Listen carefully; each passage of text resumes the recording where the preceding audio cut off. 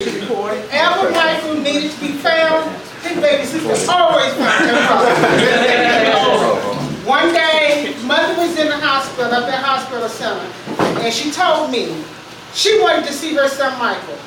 Pam, do you think you can find Michael?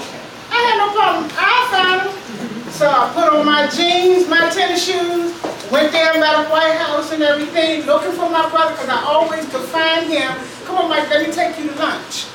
So this day, I went down to the White House. I looked everywhere. I couldn't find my brother Mike, showing people pictures, the homeless people pictures. This one homeless guy, I showed him the picture. He said, "Oh, I know Mike." And he said, "Wait a minute." He reached into this little duffel bag, pulled out a blanket, spread it out on the grass at the White House. He said, "Come on, honey, come into my house." Yes, I did. Come into his house. I sat down there, and they came out. They gave out oranges. I sat with him for about a half an hour or so. I said, "Well, look, I gotta go. I gotta go find my brother." I went down to Martin Luther King Library, and there's a little spot in there where they let the homeless sleep. I went. You're not here. And I walked for about 2 hours that day. And so something said, go on North Capitol Street, where I miss you used to live with, Kentucky and stuff. I found my brother. I said, "Mike, come on, let me treat you to lunch." He said, "No, you always come in here and treat me to lunch. Let me take you to lunch." That's okay. So we went and stood in, so others may eat, soup line for the homeless. I sat there and I ate with the homeless and everything. And then we came out of there, and Mike said, I said, "Mike, mother's in the hospital, and she wants to see you." He said, "I don't have no money to get up there, but I can walk it." I said, "No, Mike." I gave him some money, a couple of dollars, to catch the bus up there and everything. He did that, and then a couple of months later, after Mother seen him, it got cold. There was snow on the ground. Because I can remember my brother just like it was yesterday. Because, hey, he told me where I can go and buy the single cigarettes. He told me where I can go get the canned goods, the potatoes. He showed me where I can go if I ever was homeless on Thursday. Some so others may eat. You eat in this building, but right across the street you take your showers on Thursday.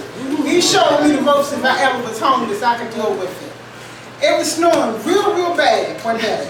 Snowstorm. And I was living over there on Chesapeake Street. Mike came over. He was ready to leave. I said, "Mike, you can't go nowhere. It's a snowstorm." He said, "I'll be okay. I got my boxes. I got my newspaper." I said, "No, Mike, it's too cold." So a couple of days later, Mike called me. He said, "Pam, you know that night I left your house?" I said, "Yeah." He said, "I found me a nice little spot. Set up my cardboard, got up under my cardboard with my newspaper." He said, "When I woke up, I moved my hand a little bit." And he said, that's all he heard was, "Oh, he's alive." He said when he got from up under that cardboard, they had the police, fire department, the coroner, everybody out there. They said Mike was dead. They said because his hand was frozen. A lady had called him. He had found the spot he felt was in front of this lady's house. So all the snow covered him except for that little hand. And they said Mike was dead. They thought I was dead. I told I'm alive. They said, "Let's check you out." He said, "I don't need to be checked out anymore." You know, and little things about Mike. Mike could have came in anytime he wanted to. But Mike decided he wants to live in the street. He didn't want to be a burden. He loved his family and everything. I can remember everything about him like it was yesterday. You know, because Mike was special to me. I heard stories that Dee Dee said that Mike hypnotized me when I was a baby. You know, I don't know whether that's true, but Michael, yeah. He did. So